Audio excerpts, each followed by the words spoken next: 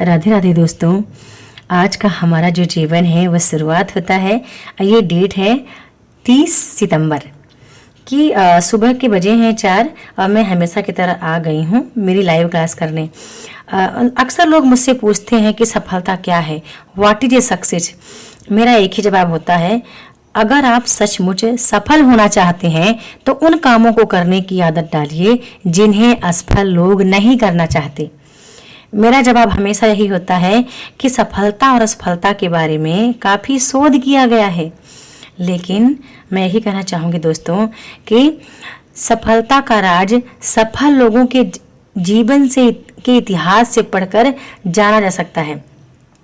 और मैंने यही सीखा है कि सफलता अपने निशान छोड़ जाती है और यदि हम सफल लोगों के गुणों को पहचान कर उन्हें अपना लें तो हम भी सफल हो जाएंगे।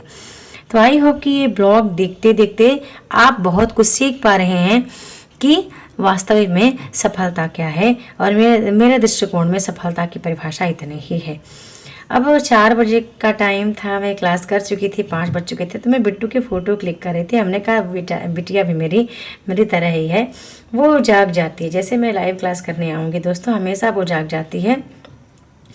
तो मैंने कहा चलो फ़ोटो क्लिक करते हैं। अब सुबह के 5:30 थे, मैं छत पर आ गई थी और अभी थोड़ा सा अंधेरा टाइप का भी हो रखा था मौसम, पर वही है कि अच्छा लग रहा था। सुबह सुबह आप कभी छत पर जाके देखें तो आपको भी अच्छा लगेगा। मैं योगा करने के लिए आ गई थी आज और मैंने कहा कि मैं छत पे ही आके एक शांति ढूंढना चाह रही थी कि शांति थोड़ा मुझे मिले।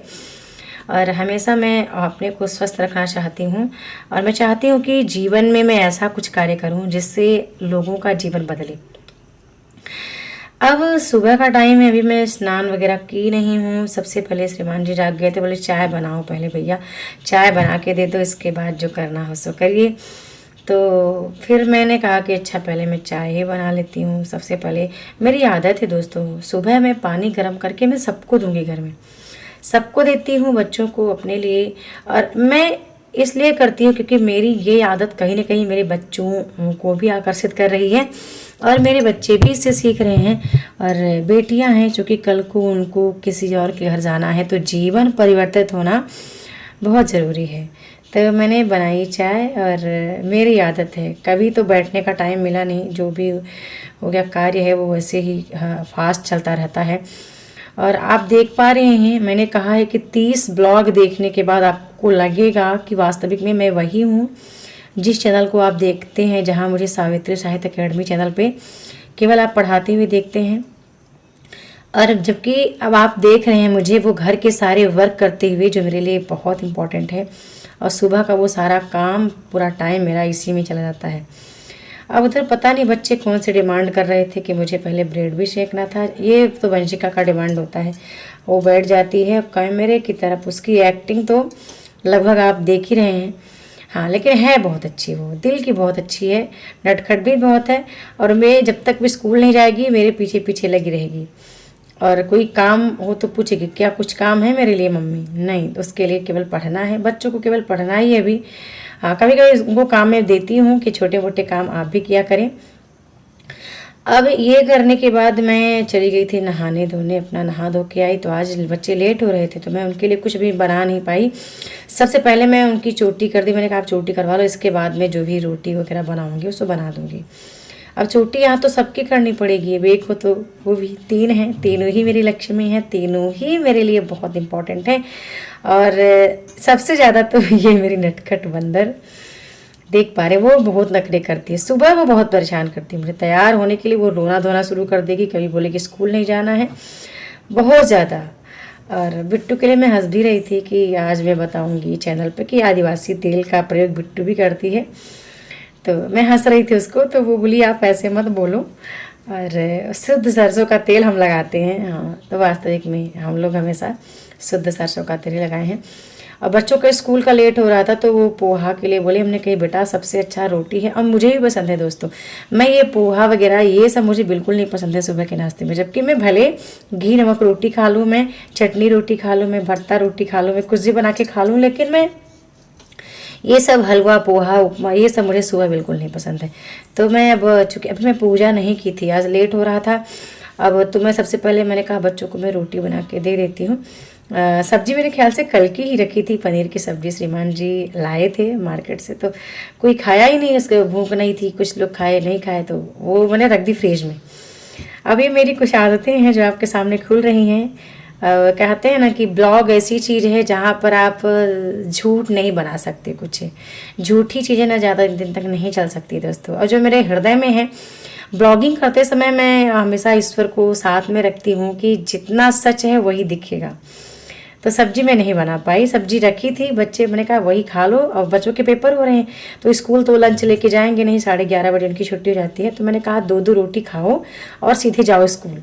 अब वो कुछ कह रही है बिट्टू कि आप तो कुछ भी रिकॉर्ड करती रहती हैं, जो भी मतलब कि रोटी सब्जी जो भी रहता है वही रिकॉर्ड करके। और तो हमने कहा बेटा चल रहा है, जो चलता है वही वही तो है अपना जीवन। मतलब अब ये देखो, ये छोटू के मेरे नखरे हैं, कैमरे के सामने नहीं आएगी लेकिन कैमरे से बाहर वो बहुत ज़्यादा वो नटखट वाला काम करती है।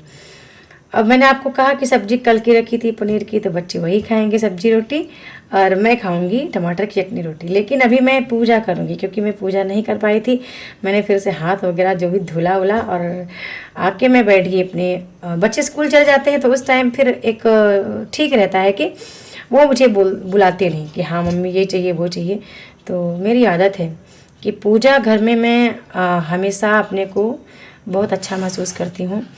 और मुझे लगता है कि सदा मुस्कुराना और सबको प्यार करना, गुणीजनों का सम्मान पाना, बच्चों के दिल में रहना, सच्चे आलोचकों से स्वीकृति पाना, झूठे दोस्तों की दगाबाजी को सहना, खूबसूरती को सराहना, दूसरों में खूबियाँ तलाशना, किसी उम्मीद के बिना दूसरों के लिए खुद को अर्पित करना, उत्साह के साथ हंसना खेलना और मस्ती भरे तराने गाना, इस बात का एहसास कि आपकी ज़िंदगी ने किसी एक व्यक्ति का जीवन आसान बनाया है, यही सच्ची सफलता है। तो मुझे लगता है कि यदि वास्तविक में ऐसा है, मेरे अंदर वो बात है कि मुझे देख करके या फिर मेरे कार्य को देख करके आप सफल बन जाएंगे, तो ये मेरे ब्लॉगिंग करने की सार्थकता बढ़ जाएगी।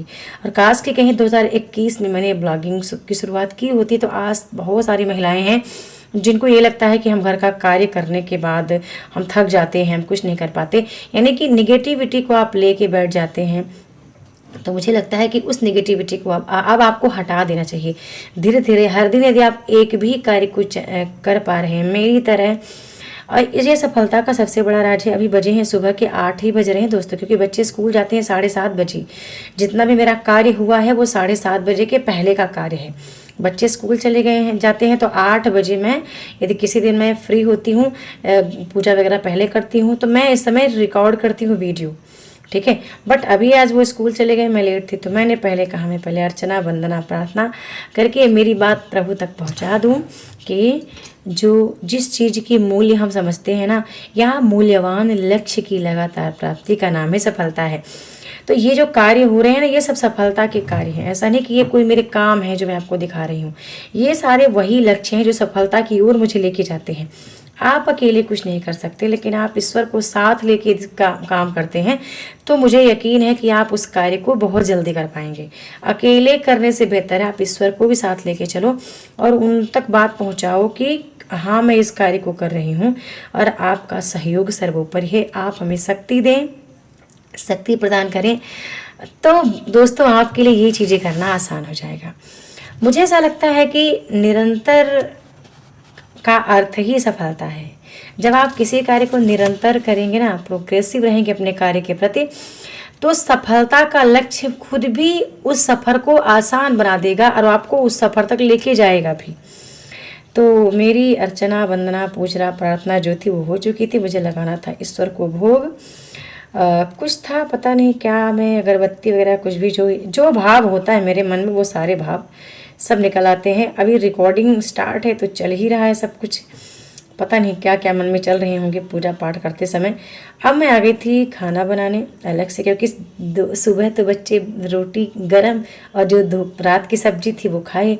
मेरे घर एक बात है, दाल चावल खाने को कोई नहीं मानता। और मुझे वो रील याद आ रही जो वायरल रील एक चलती है यूट्यूब पे, वही रोटी वाली, रोटी बनाने वाली, पर ये मेरा काम है, मेरे को रोटी बनाना ही पड़ेगा। ठीक है, तो सब्जी रोटी मुझे बनाना ही पड़ेगा दोस्तों। ठीक है, और कुछ काम हो ना हो, लेकिन ये तो भैया बनाना पड़ेगा मुझे। अभी श्रीमान जी हैं, पता नहीं क्या कुछ बोलते रहे होंगे, अब वो कभी कभी उन पर भी मेरा गुस्सा निकल जाता है बीच बीच में, लेकिन हाँ उनका सपोर्ट बहुत रहता है। सब्जी उन्होंने बनाई थी, रोटी भी मैं बना रही हूँ। ठीक है, ये बच्चे यही खाएंगे मेरे। यदि दाल चावल कितना भी बना के रख दो, चावल तो मुझे पसंद है, लेकिन श्रीमान जी तो कभी चावल खाते ही नहीं हैं। कभी कभार मतलब मन हुआ तो ही खाए, बाकी नहीं खाते वो। और हाँ, मैंने देखा है रोटी खाने का एक अलग ही मतलब उसकी सार्थकता है हमारे शरीर के लिए, वो हमें नुकसान नहीं पहुंचाती है। ठीक है, और वो एक अलग एनर्जी देती है। तो ये मेरा, अब मेरे को भूख लगी थी और बच्चे आएंगे स्कूल से 11 बजे, अब भूख लगी तो मैं पहले 2 रोटी का भोजन प्रसाद ही लूँगी, और ये भोजन प्रसाद लेने के बाद ही जो करूँगी तो सब करूँगी। ठीक है, तो ये सब चल रहा था मेरा कार्य। और इधर क्या था कि अब फिर हो गया, बच्चे अपना जब आएंगे तो गरम फिर से बना दूंगी रोटियां। अब स्कूल से बच्चे भी लगभग आ गए थे, तो मैंने कहा उनके लिए मैं गरम रोटी सेक देती हूँ, अपना खाएंगे। और ये ब्लॉग है 30 सितंबर की।